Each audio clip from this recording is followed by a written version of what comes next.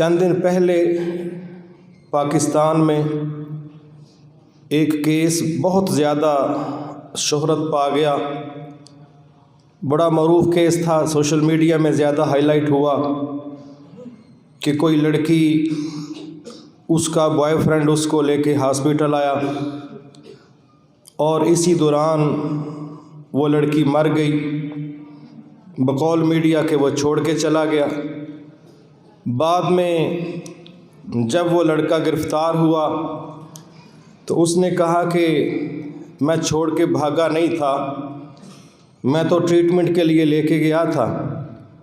اور جب صحافیوں نے پوچھا کہ وہ جو خبر چل رہی تھی کہ وہ آپ کی وجہ سے امید سے تھی، کیا یہ بات درست ہے؟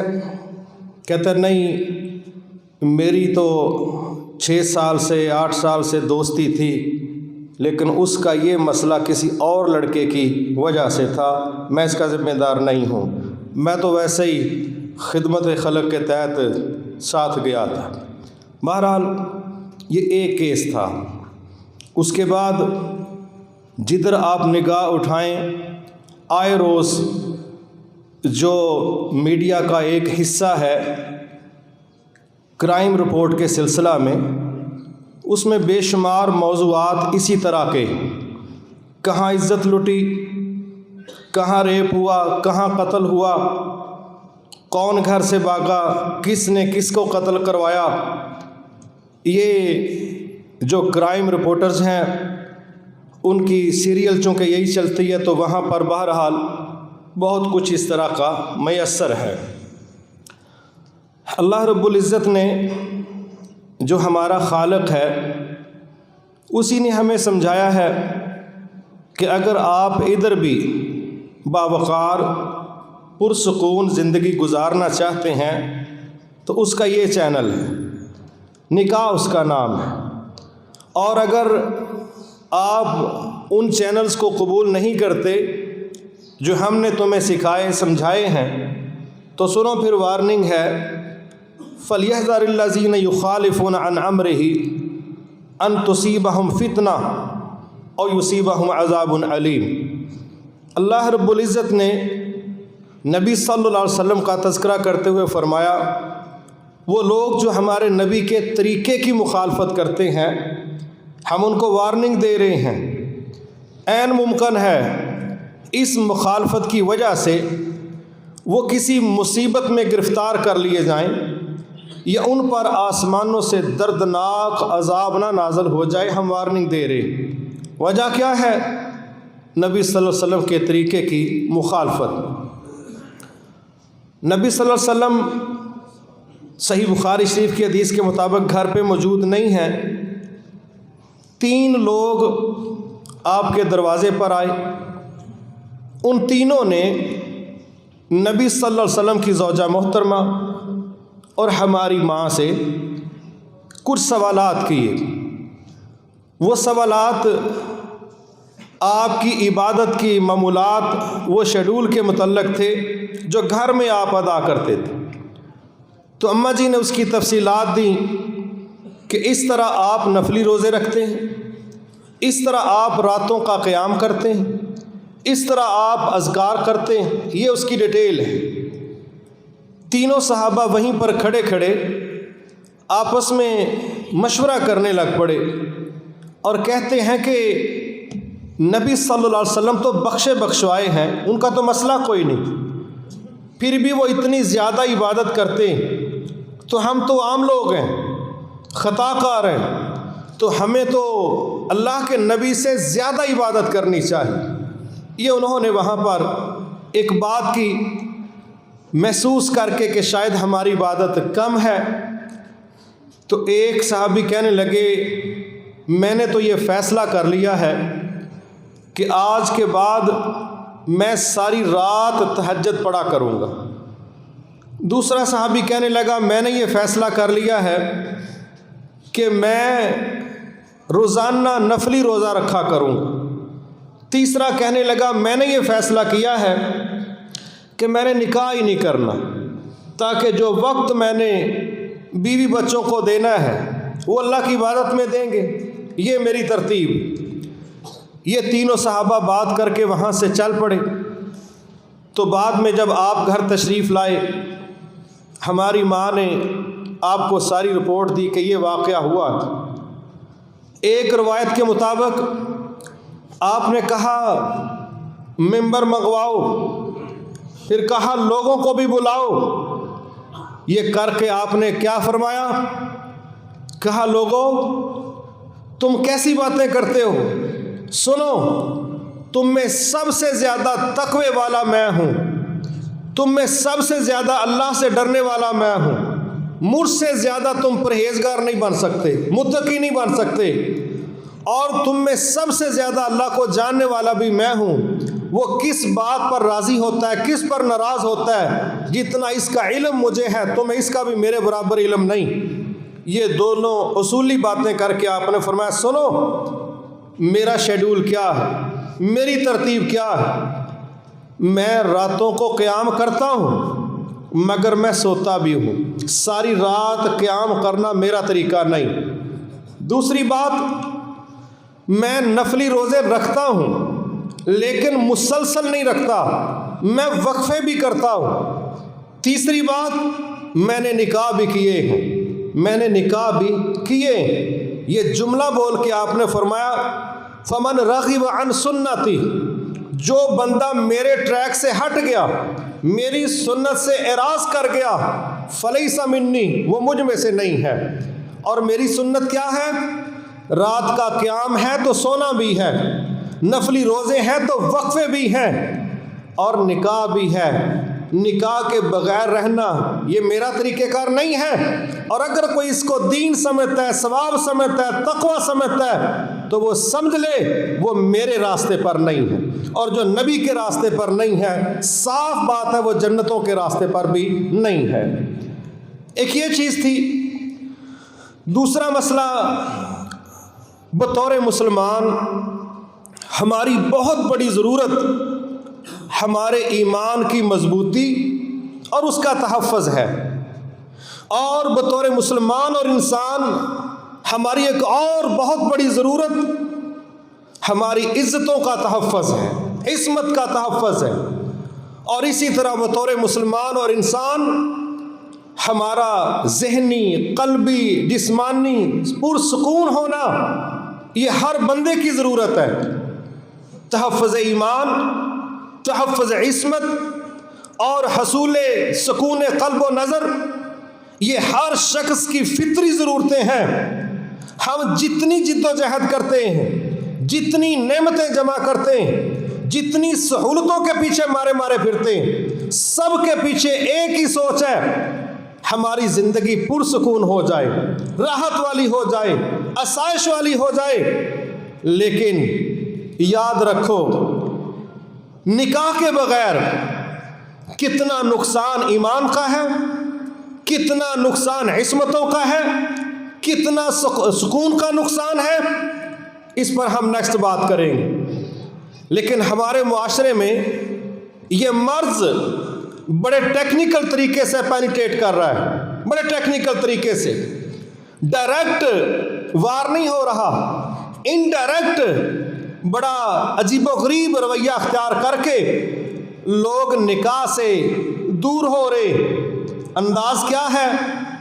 مسائل کے انبار ہیں، خود ساختہ جعلی رکاوٹیں ہیں نکاح کے راستے میں، اور معاشرتی تکلفات ہیں، اور مغرب و یورپ کے اثرات ہیں، جس کی وجہ سے ہمارا معاشرہ بھی سٹیپ بائی سٹیپ نکاح کو یا لیٹ کر رہا ہے، اور ایک ایسا طبقہ بھی پیدا ہو رہا ہے جو نکاح کا قائل ہی نہیں ہے۔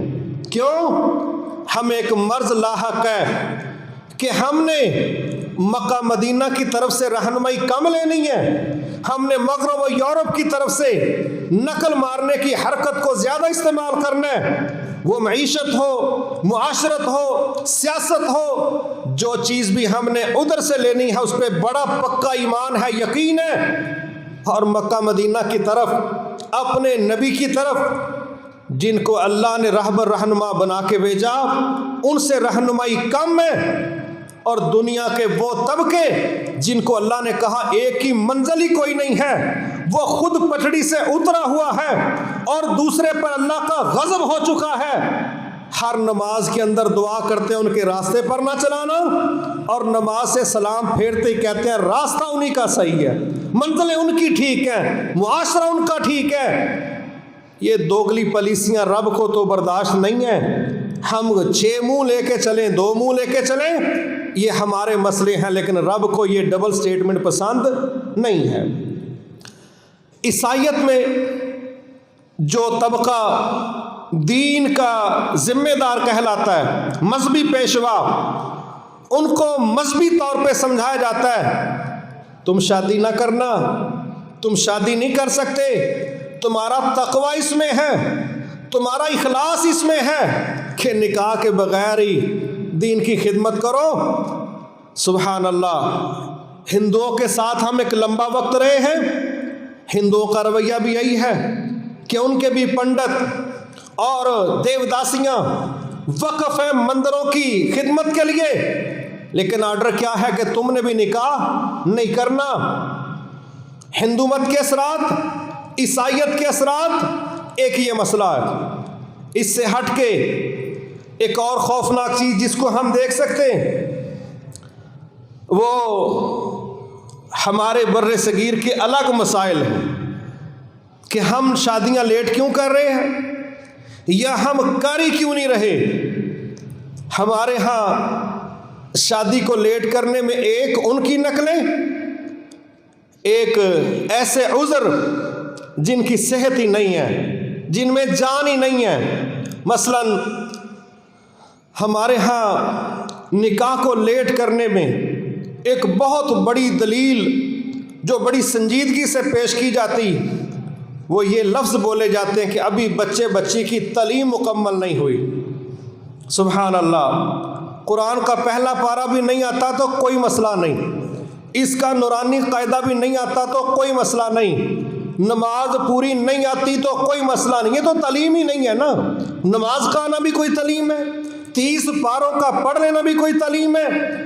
یہ نامکمل ہو تو زندگی چل جائے گی، لیکن اگر ماسٹر ڈگری تک بچہ بچی پہنچا نہیں ہے تو اس کو تانے دیے جا رہے ہیں کاش تم اپنی تعلیم مکمل کر لیتے۔ سبحان اللہ، دوسری طرف دیواروں پر کالجوں کے باہر لکھ دیتے ہیں کہ یہ تو ماں کی گود سے لے کے گور تک، قبر تک علم حاصل کرنا ہے، تو پھر مکمل تو نہ ہوئی، پھر تو چلے گی۔ یہ کیا کمال کا کمبینیشن ہے۔ دوران تعلیم نکاح نہیں ہو سکتا، لیکن دوران تعلیم لو افیئر چل سکتا ہے، اس کی گنجائش ہے، اس کے چینل ہیں، اس کے رابطوں کی گنجائش پوری ہے، یہ سہولتیں میسر ہیں۔ نکاح نہیں ہو سکتا کیونکہ ابھی تعلیم مکمل نہیں، لیکن جس طرح بھوک پیاس فطری ضرورت ہے، جب جنس کی فطری بھوک لگتی ہے پھر کون پوچھتا ہے کہ باپ کی رائے کیا ہے، کون پوچھتا ہے کہ ماں میری کہاں ہے، کون دیکھتا ہے کہ کون پوچھنے والا ہے۔ پھر یہ جنس کے بھوکے لوگ دیکھتے ہیں کہ جنس کا دسترخوان کہاں پر لگا ہے، وہ ہاسٹل میں مل جائے، وہ بدکاری کے اڈوں پر مل جائے، وہ روڈ پر ملے، وہ جہاں پر یہ غذا میسر ہے، پھر جنس کے بھوکے بھیڑیے بن کے وہاں پر جھپٹتے ہیں۔ کوئی نہیں پوچھتا کہ مجھے دیکھنے والا روکنے والا کون ہے، وہ کہتا ہے بھوک لگی ہے کیا کروں۔ تعلیم کے مکمل ہونے کے دوران چیٹنگ چل سکتی ہے، چیٹنگ چل سکتی ہے، افیئر چل سکتے ہیں، نکاح نہیں ہو سکتا۔ ایک مسئلہ، آپ کا نکاح کیوں لیٹ ہے بھائی؟ پہلے بڑے کا نہیں ہوا، یہ بھی ایک عجیب ترتیب ہے، قرآن مجید میں تو اس طرح کی ترتیب نہیں ہے۔ ہمارے ہاں یہ لفظ بولے جاتے ہیں نا قرآن کو ترتیب سے پڑھیں، خود رسول اللہ صلی اللہ علیہ وسلم نے نماز کے اندر بغیر ترتیب سے پڑھا۔ صحابی کہتے ہیں میں تہجد کی نماز میں آپ کے ساتھ کھڑا ہوا، آپ نے پہلے سورۃ البقرہ پڑھی، میں نے سوچا چلو پڑھ کے اب رکوع میں چلے جائیں گے، مکمل ہوگی، لیکن اس کے بعد آپ نے سورۃ نساء شروع کر دی، حالانکہ آتی آل عمران ہے۔ کہتے ہیں میں نے کہا چلو یہی پڑھ کے رکوع میں چلے جائیں گے، تو آپ نے جب تیسرے نمبر پر آل عمران پڑھنا شروع کی، کہتے ہیں میں نے تو پھر برائی کا ارادہ کر لیا، صحابہ کہنے لگے کیا مطلب؟ کہنے لگے بھائی میرے کو کوئی نہیں رلیا جاتا، میں پھر سوچا اسلام ہی پھیر دینے۔ تو اللہ کے نبی تو قرآن بغیر ترتیب کے پڑھ رہے ہیں، اور یہاں ترتیب کیا ہے؟ پہلا وڈے دا ہونا ہے۔ اچھا ہوں وڈے دا نہیں کتے بیانہ ہون ڈیا، دوجیاں نوں کیڑا بھا لگا ہے؟ اگر آپ کے گھر میں 2 4 6 بچے بچیاں ہیں، اور بھائی جس کا اچھا رشتہ طے ہوتا ہے کرو۔ یہ کون سی ترتیب نزولی ہے کہ اگر بڑے کو کوئی 10 سال پسند نہیں کرے گا، آپ چھوٹوں کو بھی ایکسپائر کر کے اس جگہ پر لے کے آئیں گے اور لوگوں کو یہ ٹرینڈ دیں گے کہ جب تک اس کا نہیں ہوتا اس کا نہیں ہوگا۔ یہ ہماری ترتیب ہے، یہ کوئی اللہ کے دین کی ترتیب نہیں ہے۔ اور اس نے کتنے گھروں کے اندر بچوں کو بچیوں کو اس ایج میں پہنچایا جس میں بڑا مصیبت میں پہنچا تھا۔ ہر کسی کی قسمت الگ ہے، ہر کسی کی خوبیاں الگ ہیں۔ یہ ترتیب بھی جعلی ہے، یہ ترتیب مناسب نہیں ہے۔ معاشرہ کیا کرے گا؟ معاشرہ جائے بہاڑ کے اندر، بیڑا غرق ہمارے گھر کا ہو رہا ہے، ہم اپنی فیملی کو ڈسٹرب کر رہے ہیں، اور ہم معاشرے کی باتوں سے بچنے کے لیے ایک فضول ترتیب کا لحاظ رکھ کے تمام بچوں کو 35 سال تک لے جا کے جب رشتے کی سٹیج پر بٹھائیں گے، یہ ہماری ترتیب درست نہیں ہے۔ یہ کوئی طریقہ نہیں ہے۔ جس کا اچھا رشتہ ملتا ہے اس کا طے کرنا چاہیے، اس کی رخصتی کا بندوبست کرنا چاہیے۔ ایک اور ہمارے ہاں بیماری ہے، لڑکے لڑکیاں تو ڈھونڈتے ہی ہیں، ہم ماں باپ کو ان سے زیادہ مسئلہ ہے، وہ آئیڈیل کی تلاش ہے، کوئی آئیڈیل رشتہ چاہیے۔ اللہ ہی جانتا ہے یہ آئیڈیلزم میں کتنے نقطے ہیں، کتنے اس کی جزیات ہیں، کتنی اس کی شکیں ہیں، کیا 14 نکات بابا جی کے اس سے بڑھ کے نقطے ہیں، کیا ذہنوں میں خطے ہیں۔ دیکھنی فلمیں، دیکھنی ہیروین ہیرو، اور سوچنا اپنا دلہا اپنی دلہن کو فلم انڈسٹری کی اینک سے دیکھ رہے ہیں۔ کاش اس کی فزیک ایسی ہو، کاش اس کے نین نقش ایسے ہو، کاش اس کا رنگ ایسا ہو۔ سبحان اللہ، خود بھی کبھی آئینے کے سامنے بندہ کھڑا ہو کے دیکھ لے، تجھے تو ویلن کے طور پہ کوئی نہیں لیتا، تجھے ہیروئن کون دے گا؟ نہ یہ ماں باپ دیکھ رہے ہیں، نہ سرکار خود دیکھ رہے ہیں، اور آئیڈیل کی شرطوں کی لمبی لسٹ ہے۔ لیٹ ہو رہا ہے، کب کریں گے؟ بس جلدی۔ اصل اندر کی کہانی یہ ہے، ہم جو خاکہ ذہن میں تراش چکے ہیں، وہ دیوی نہیں نظر آ رہی، وہ پری نہیں مل رہی، وہ شہزادہ نہیں مل رہا۔ پھر حالات کیا ہوتے ہیں؟ ہے تو وہ ایک مثال ہی، لیکن معاشرے کا رنگ ہے کہ اسی طرح کے کسی بندے کو مرض تھا کہ مجھے یہ 20 خوبیوں والی 40 خوبیوں والی عورت چاہیے، تو ہر 2 سال کے بعد وہ 2 خوبیاں کم کر دیتا کہ چلو 38 خوبیوں والی بھی ہوگی تو شادی کر لیں گے۔ پھر سال ہو گیا، نہیں ہوا، چلو 36 خوبیوں والی بھی ہوگی تو کر لیں گے۔ جب اس کا میرٹ ہی بڑا خطرناک تھا، پھر میرٹ پورا ہوا کوئی نہیں، پھر 40ویں سال میں کہتا ہے بس عورت ہی ہونی چاہیے، باقی کوئی شرط نہیں ہے۔ اب کیا مسئلہ ہے بھائی؟ اگر شروع میں یہ اعتدال کے ساتھ چلا جائے، اگر شروع میں یہ اوقات میں رہ کے چلا جائے، انشاءاللہ مسئلہ نکاح ہے، مسئلہ مقابلہ حسن کے کمپٹیشن میں شامل ہونا نہیں ہے۔ ہم اپنی اوور قسم کی جب شرائط طے کرتے ہیں تو ہمارا آئیڈیل نہیں ملتا، رشتے لیٹ ہونا شروع ہو جاتے ہیں۔ اگلا مسئلہ بھی عجیب و غریب ہے، ابھی بچہ برسر روزگار نہیں ہوا، بھئی کب ہوگا؟ یہ کس طرح ہوگا؟ یہ کس نے شرط لگائی ہے کہ بزنس اس کا تیزی سے چلے، لاکھوں روپے اس کے بیلنس میں ہو، پھر اس کا نکاح کرو گے؟ یہ بھی خود ساختہ ترتیب ہے، حالانکہ اس کے الٹ رزق تو آنے والی لے کے آتی ہے۔ اللہ تعالیٰ نے اس کی قسمت میں رزق لکھا ہے، وہ لے کے آئے گی، وہ تمہارے رزق پر نہیں بیٹھی۔ اللہ تعالیٰ نے ہر شخص کو پیدا کرنے سے پہلے اس کے رزق کا فیصلہ کیا، پہلے کتنا رزق ملنا ہے، وہ تو آپ کے رزق میں اضافے کے لیے آ رہی ہے، کمی کے لیے نہیں آ رہی۔ تسی بسم اللہ تو بغیر کھاؤ تو اڈا مسئلہ ہے، لیکن وہ رزق میں اضافے کے لیے آ رہی ہے، کمی کے لیے نہیں۔ لیکن بہرحال یہ ہمارا عذر لنگ ہے کہ بھئی لولے لنگڑے عذر تراش کے ہم نے ان کو لیٹ کیا۔ ایک اور بڑی عجیب و غریب چیز ہم محسوس کر رہے ہیں، اللہ تعالیٰ ہم پر رحم فرمائے۔ کہ ہمارے ہاں مطلقہ بیوہ، اسی طرح کوئی شخص ہے اس کی بیوی فوت ہو گئی ہے، اس کو معاشرہ اس طرف آنے نہیں دے رہا کہ تم نے نکاح کرنا ہے۔ بندہ کیا کہہ رہا ہے؟ بس یار ٹھیک ہے، ضرورت تو ہے۔ کہاں کہہ رہا ہے؟ دوستوں میں بیٹھ کے، جگری یاروں میں بیٹھ کے کہہ رہا ہے ضرورت تو ہے پر اولاد جوان ہو گئی ہے، تیری اولاد چھاتے تو چڑھ گئی ہے، مطلب کہ 18 فٹدی ہو گئی۔ اب شکوہ ایک طرف یہ ہے کہ میری اولاد مجھے لفٹ نہیں کروا رہی، دوسری طرف خوف ہے مجھے سنبھالنے والا کوئی نہیں، تیسری طرف ضرورت ہے کہ میں اپنا دکھ سکھ کس سے کروں۔ کس نے کہا ہے یہ معاشرے کے جعلی خول کے اندر اپنے آپ کو بند کرو؟ تنہائی میں ضرورتوں کی بات کرتا ہے، مجلسوں میں خوف کا انداز اختیار کرتا ہے۔ نہیں کر رہے شادی، حالانکہ ضرورت بھی ہے، سارا کچھ ہے۔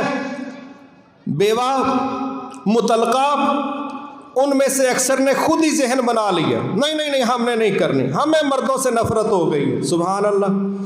کوئی کہہ رہی ہے کہ نہیں میرے ساتھ دھوکہ کیا گیا، میں دوبارہ اس دھوکے کا شکار نہیں ہونا چاہتی۔ کوئی اٹھتا ہے وہ کہتا ہے اپنے میکے ہی رہ لو، اسی میں بچت ہے، پوچھنا کبھی کتنی کی بچت ہے۔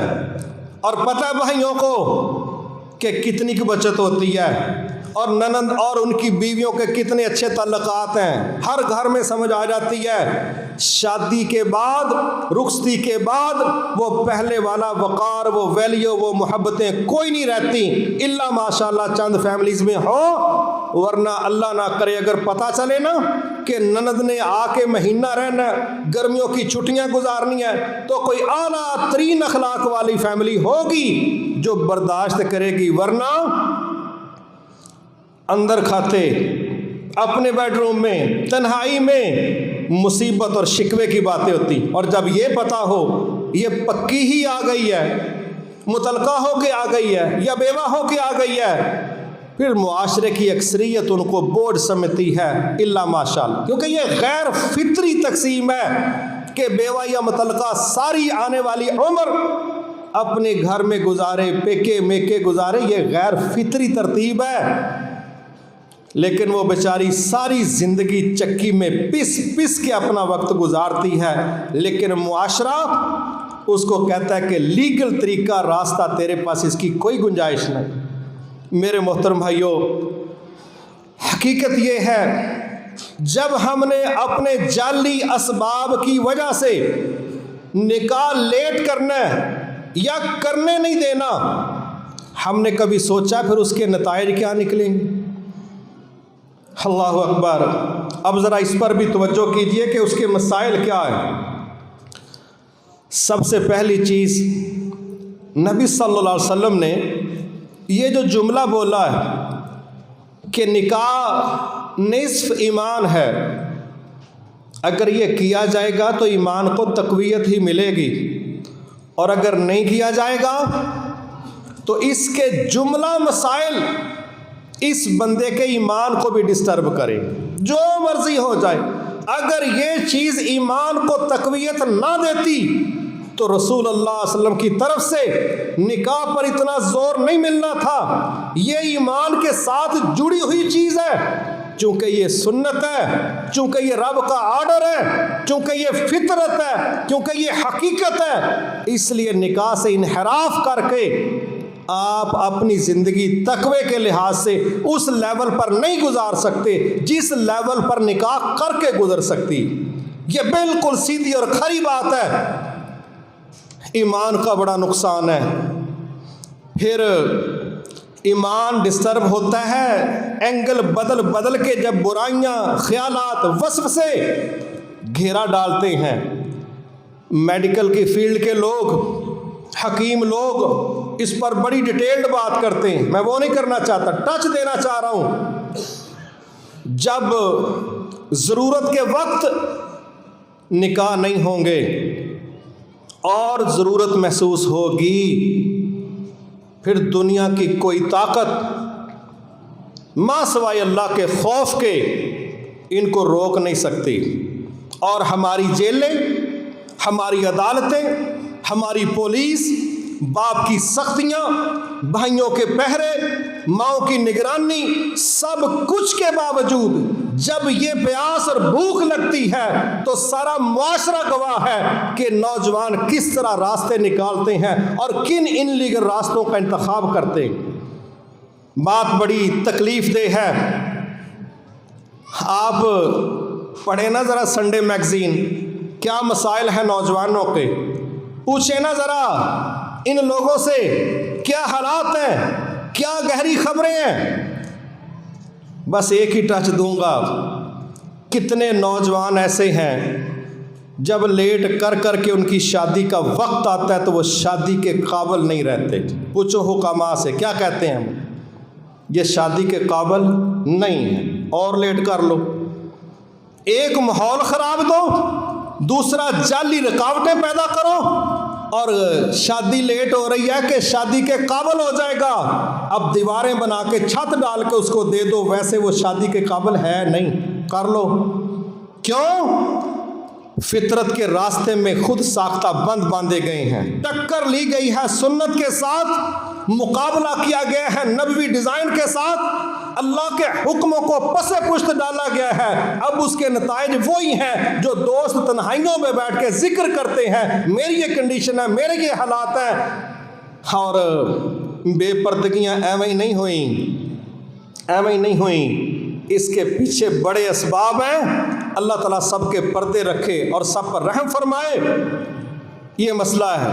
آگے آئیے، جب شادیاں لیٹ ہوں گی یا نکاح نہیں ہوں گے، نتیجہ رابطے، ہیلو ہائے، پھر یہ کہنا بچہ سوتا نہیں ساری رات، یہ کوئی 1.5 سال کا تو نہیں ہے نا جو نہیں سوتا، یہ اب 18 سال کا ہے، 22 سال کا ہے، یہ 15 سال کی ہے، یہ کیوں نہیں سوتے؟ ہاں جی، کچھ چیزیں اب ان کو سونے نہیں دے رہی۔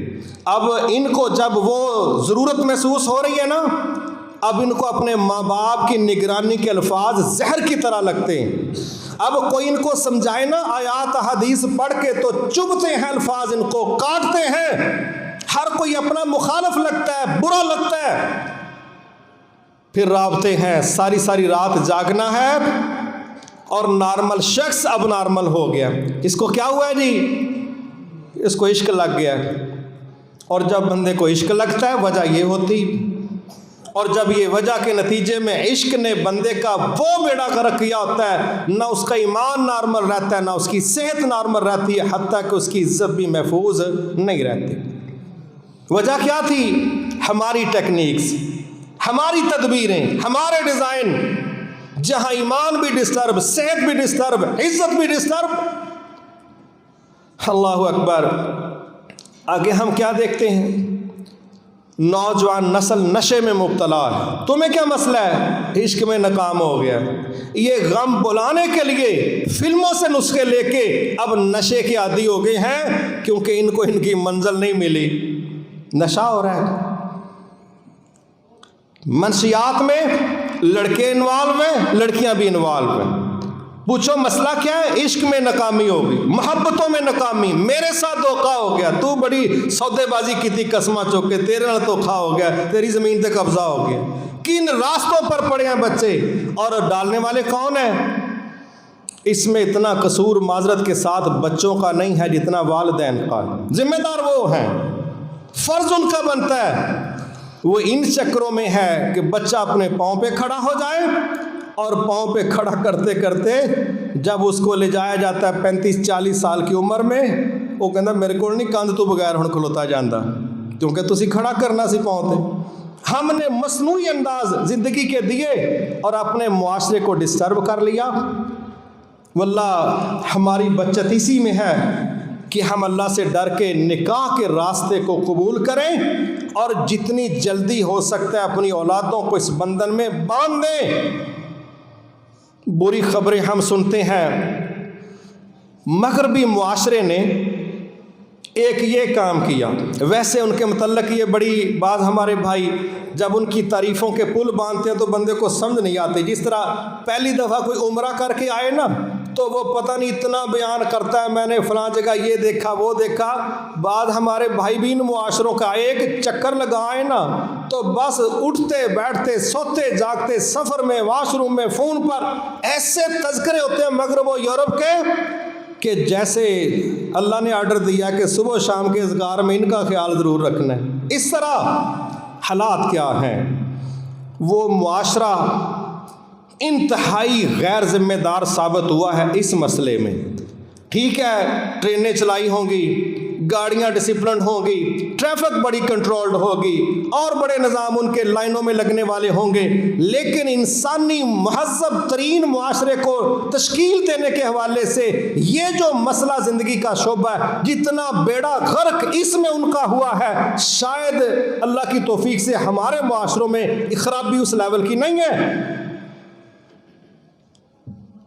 نیوز ویک انہی کا اخبار ہے, اس نے ایک سروے دیا ہے جس میں سویڈن سے لے کے جب امریکہ یورپ اور باقی سارے اس نے تقریباً 17 ملک جو بڑے اپنے آپ کو لیڈرشپ میں شامل کرتے ہیں ان کا اس نے ریکارڈ دیا.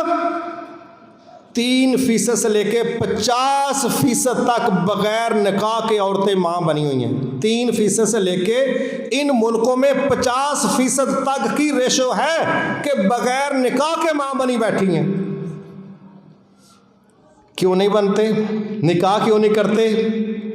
یہ ذمہ دار معاشرہ ہے. یہ ذمہ دار نہیں, یہ بزدل معاشرہ ہے جو ایک بیوی کا مستقل ذمہ لینے کے لیے تیار نہیں اور 6 گرل فرینڈز کو وقتی طور پہ ٹیشو پیپر کی طرح ساتھ رکھنے پر قائل ہے, ذمہ داری نہیں لیتا. اور ویسے کیا بڑے عقل مند ہیں, 100 سال ایڈوانس گورا سوچتا ہے. اس گورے کے 4 بچے ہو گئے بغیر نکاح کے, الو کے پٹھے کو ابھی تک یہ نہیں سمجھ آ رہی کہ اس سے شادی ہو سکتی ہے کہ نہیں. پوچھو کیوں کر رہے ہو؟ کہتے ہیں سمجھ کے شادی کرنا چاہتے ہیں. کیا ہم اکٹھے چل سکتے ہیں؟ کئی سال ہو گیا پھر چلتے, کئی بچے پیدا ہو گئے ہیں. اتنے کند دماغ کے ہیں کہ ابھی تک یہی فائنل نہیں ہوا کہ شادی کر بھی لیں یا نہ کریں. ویسے 100 سال ایڈوانس سوچتے ہیں. 4 بچے پیدا کر کے دماغ میں کھوپڑی میں بات نہیں بیٹھ رہی کہ شادی کو فائنل کریں یا نہ کریں. غیر ذمہ دار بزدل عیاش معاشرہ. اب نکاح کی طرف نہیں جا رہے, بدکاریوں کو رواج دے رہے ہیں, بدکاریوں کو رواج دے رہے ہیں. سیکس ورکرز کی ٹرمز انہوں نے متعارف کروائی ہیں. یہ گندے بے حیا کے جتنے بھی طور طریقے ہیں یہ پیش کر رہے ہیں. بیوی کے ساتھ نہیں رہنا, کوئی کتوں کے ساتھ رہ رہے, کوئی سیکسی ڈالز کے ساتھ رہ رہے, بیوی کے ساتھ نہیں رہنا, ذمہ داری نہیں لینی. معاشرے کا بیڑا غرق ہو چکا ہے اخلاقی لحاظ سے بالخصوص اور خاندانی لحاظ سے بھی بالخصوص. معاشرے کا بیڑا غرق ہو چکا ہے اور ہم نقل اتارنے کے چکر میں ان کے پیچھے. وہ کیا کر رہے ہیں, وہ کدھر جا رہے ہیں؟ ہمارے بر صغیر میں کتنے لوگ ایسے ہیں جو شادیاں اس لیے بھی نہیں کرتے, وہ ثابت کرتے ہیں کہ ہم ماڈریٹ لوگ ہیں, ہم ماڈرن لوگ ہیں, ہم ہائی کلاس کے لوگ ہیں. ہائی کلاس دے تو قد کو 15 فٹ ہے, کون سی کلاس ہے تمہاری؟ کیا معیشت ہی وجہ ہے کلاس کی یا اخلاق بھی معیار ہے کلاس کا؟ اخلاق معیار نہیں, معاشی معیار ہے. اس کو بڑی کلاس کہہ دیا, اس کو فرسٹ کلاس کہہ دیا. کئی بہت زیادہ پڑھے لکھے مرد عورتیں شادی کے قائل ہی نہیں ہیں, بہت زیادہ یونیورسٹیوں کے چانسلر ہیں نہیں نکاح کے قائل. اور کیا کہہ رہے ہیں, دوستوں میں کہتے ہیں چلتا ہے اور ٹاک شوز میں کہتے ہیں کوئی ضرورت نہیں ہے. ماڈرن طبقے نے بھی اسے انحراف کیا, عام لوگوں نے ٹیکنیکلی اسے اوائڈ کیا اور نتیجہ پھر وہی نکلا جو ہم خبریں سن رہے ہیں. میرے بھائی واللہ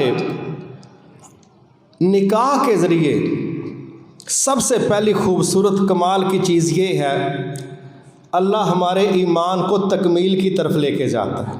یہ کتنا خوبصورت اس کا پہلو کہ حسن کا ایک حصہ تکمیل ہے آپ 10 کروڑ لگا کے کسی بلڈنگ کا فرنٹ بنا دیں، ایک اینٹ لگنے کی جگہ اگر خالی ہے کوئی نہیں دیکھے گا 10 کروڑ لگا ہے فرنٹ پہ، وہ کہیں گے اتنے بھی کوئی روڑا لا چڑنا سی کہ تب بیڑا ہی گرک کر چھڑیا۔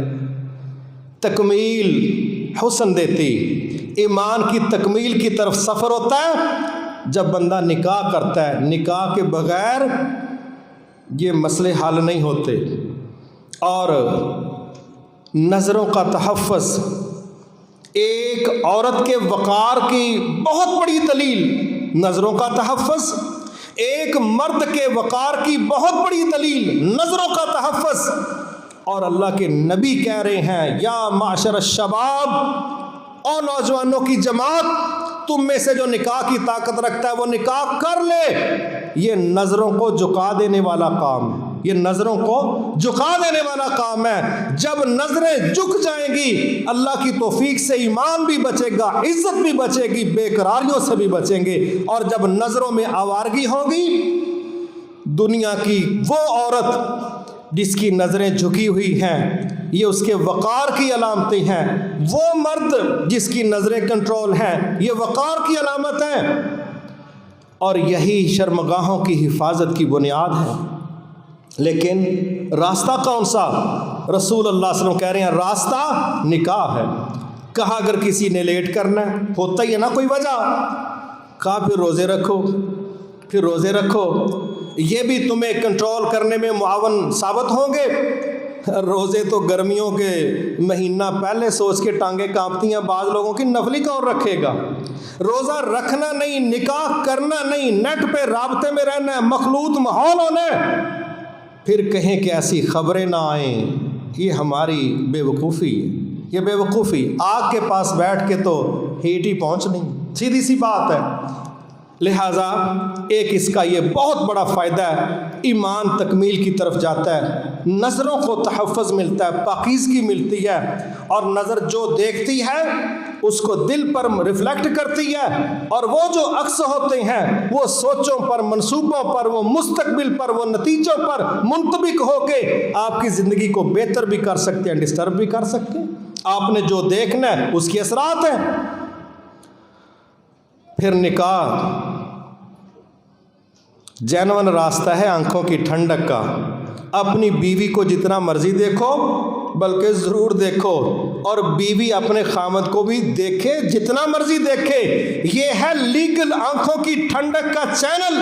اور جب نکاح نہیں ہوگا تو پھر آنکھوں کی ٹھنڈک معاشرے میں سے ڈھونڈی جائے گی، اور جب نام محرموں کو دیکھ کے آنکھ ٹھنڈی کرنے کی بات کی جائے گی، پھر آنکھ تو شاید ٹھنڈی ہو جائے لیکن قبر کے گرم ہونے کا پورا خطرہ ہے۔ کیونکہ ہمارے رب نے یہ جو جملہ کہا ہے نا لا تقربوا الزنا، اس روڈ پر مت چڑھو جو زنا آباد کی طرف جاتا ہے، یہ راستے پھر ہمیں اس طرف لے کے جائیں گے، اور نکاح انشاءاللہ ہمیں اس راستے سے بچانے کا باعث بنے گا۔ پھر نکاح روزگار کا باعث ہے۔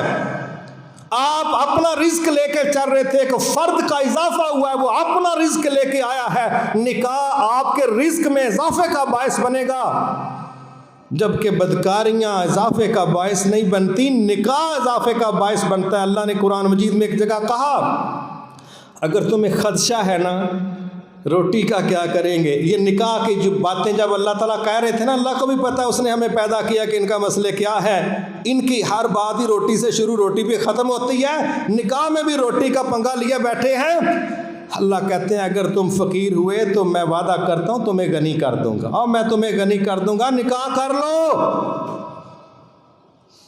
من یتق اللہ یجعل لہ مخرجا وَيَرْزُقْهُ مِنْ حَيْثُ لَا يَحْتَسِبُ۔ نکاح تقوی ہے، زنا بے حیائی ہے۔ فرمایا جو تقوی کے راستے پر چلے گا ہم اس کو مشکلات سے بھی نکال لیں گے، اور رزق وہاں سے دیں گے جہاں سے اس نے سوچا بھی نہیں ہے۔ نکاح تقوی ہے، نکاح سسٹم ہے، اور بے حیائی اور بدکاری رزق کو خراب اور ختم کرنے کا باعث بنتی۔ نکاح لیڈر پیدا کرتا ہے۔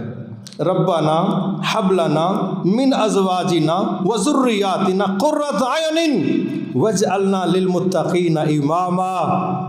نکاح ہوگا تو آیت کا آخری حصہ بتا رہا ہے اس پروسیس سے گزرتے ہوئے این ممکن ہے اللہ تمہیں لیڈرشپ دے دے. امام لیڈ کرنے والا، آگے چلنے والا. جب کسی فرد کی اولاد صالح ہے، اس کی بیوی خدمت کرنے والی سپورٹیو ہے، جب گھر سے وہ پرسکون ہے، تو یہ بندہ معاشرے کو ضرور کچھ خیر ڈلیور کرے گا.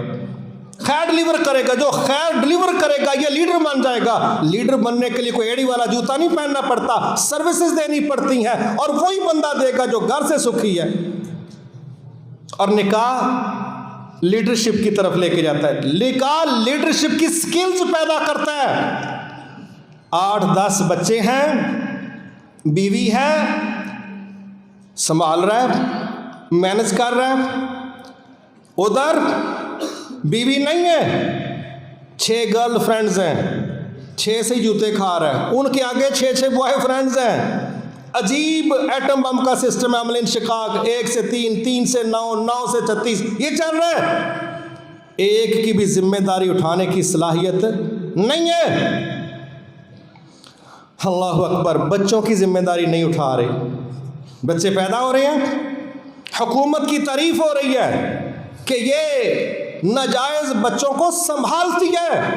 ناجائز بچوں کے پیدا ہونے کے راستے میں رکاوٹ ان کے باپ نے پیدا کرنی ہے.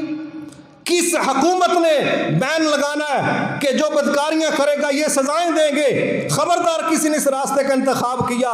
حکومت بدکاریوں کو فیسیلیٹیٹ کر کے نمبر اس بات پر بنا رہی ہے ہم ناجائز بچوں کو حکومتی سطح پر اڈاپٹ کرتے ہیں. تم پیدا ہونے کے راستے میں کردار ادا کیوں نہیں کرتے؟ یہ ذمہ داری ہے. نکاح کے ذریعے سچ بات ہے ڈپریشن سے بھی بچا جا سکتا ہے. اور کتنا ہمارا طبقہ نوجوانوں کا وہ ڈپریشن کا صرف اس لیے شکار ہے کہ ان کے بر وقت نکاح نہیں ہے. میں ایک اور بات کہتا چلوں.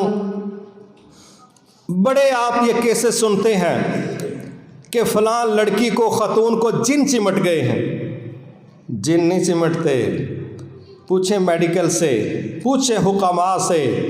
جب ایک خاص ایج میں یہ فطری ضرورتیں پوری نہیں ہوتی، پھر بخار چڑھتا ہے دماغ کو بھی، پوری باڈی کو بھی.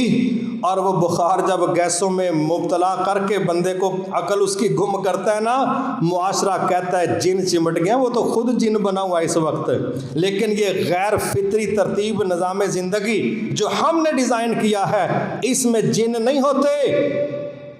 اس میں فزیکل ضرورتوں کو پورا نہ کرنے کے نتیجے میں ری ایکشنز ہیں باڈی کے اندر جو دماغ کو بھی ڈسٹرب کرتے ہیں، سوچوں کو بھی ڈسٹرب کرتے ہیں، معاشرے کو بھی کرتے ہیں. اس لیے میرے محترم بھائیوں اور بہنوں، بجائے اس کے کہ ہم راتوں کو جاگ جاگ کے وقت گزاریں، بچے جوان ہو گئے ہیں، ماں باپ کی آنکھ ذرا سی آہٹ پر کھل جاتی، اللہ خیر کرے. بچہ بچی اسکول کالر سے لیٹ ہے، اللہ خیر کرے. اور یہ سولی پر ٹنگنے کی بجائے جو لیگل طریقہ راستہ ہے وہ نکاح کا راستہ ہے. اگر یہ اختیار کریں گے تو ٹھیک، ورنہ پھر کورٹ میرج کے دروازے تو دنیا نے پہلے کھولے ہوئے. پھر گھروں سے بھاگ کے شادیوں کے راستے تو کھلے ہیں. کس کو روکو گے؟ کیسے روکو گے؟ پہلے ان کا گھروں سے بھاگنا، پھر سال بعد طلاق کا ہو جانا، پھر معاشرے میں سکریپ کا حصہ بن جانا، پھر بدکاریوں کے اڈوں کو سنبھال لینا، پھر معاشرے کے اس گندے منظر کا دنیا کے سامنے آنا. ہمیں اپنی ذمہ داریوں کا سنجیدگی سے محاسبہ کرنا پڑے گا. یہ سستی کے ساتھ، بے حسی کے ساتھ کر لینے قاضی کاڑیے عمر قاضی ہلے نہیں ہلے ہو نہیں. جب ایمان ڈسٹرب ہو جائے تب بھی کچھ نہیں بچتا، جب عزتیں ڈسٹرب ہو جائیں تب بھی کچھ نہیں بچتا. ایمان موجود ہو، عزت میں موجود ہو، اگر بندہ ڈپریشن کا شکار ہے تو پھر بھی زندگی اپنا مزہ نہیں دیتی. ان تینوں چیزوں کے حصول کے لیے، تحفظ کے لیے نکاح شاندار ترین اور لیگل راستہ ہے جو ہمارے خالق کا حکم ہے، ہمارے خالق کے بھیجے ہوئے رسول اللہ صلی اللہ علیہ وسلم کا طریقہ کار ہے. اور نکاح مشکل کیوں ہے؟ اس کو آسان کیسے کر سکتے ہیں؟ اللہ نے زندگی دی تو اگلے جمعے انشاءاللہ ہم اس پر بات کریں گے. کہ آج تو نکاح کی ضرورت پر ہم نے بات کی، اور جو اس سے اوائڈ کر رہے ہیں معاشرے میں جو اس کے سائیڈ افیکٹس ہیں وہ کیا ہے، ہم نے شارٹلی اس پر بات کی ہے اس کی بیک پر بہت کچھ، لیکن اگلے جمعہ انشاءاللہ ہم اس پر بات کریں گے کہ ہمارے ہاں جو شادیوں کی مصیبت انداز چل رہے ہیں وہ سنت میں بھی نہیں ہیں، اور ہم خود بھی چکیوں میں پستے ہیں۔ کیا ایسا نہیں ہے کہ ہم شادیوں کو آسان کر دیں تاکہ بدکاریوں کے راستے بند ہوں؟ جب شادیاں مشکل کی جائیں گی پھر بے حیائی کے اڈے آباد ہونے سے کوئی نہیں روک سکتا، کیونکہ ضرورتیں لوگوں نے اپنی پوری کرنی ہے، پھر وہاں تھوڑا خرچہ کر کے جب یہ سارا کچھ مل جاتا ہے پھر لوگ شادی کی ضرورتیں محسوس نہیں کرتے، مگر اب اس میں ذلیل ہو چکا ہے۔ اللہ ہمیں اس طرح کی گمراہی سے محفوظ فرمائے۔ تو سنت کے مطابق نکاح کا طریقہ کار کیا ہے، شادی کا طریقہ کار کیا ہے، ہمارے ہاں کیا چل رہا ہے، کیا صحیح نہیں ہے، کیا صحیح ہے، اس پر انشاءاللہ ہم نیکسٹ بات کریں گے۔ اللہ سے دعا ہے اللہ ہم سب پر رحم فرمائے۔ وما توفیقی الا باللہ العلی العظیم۔ مایوس مت ہونا امیدوں کے سمندر میں،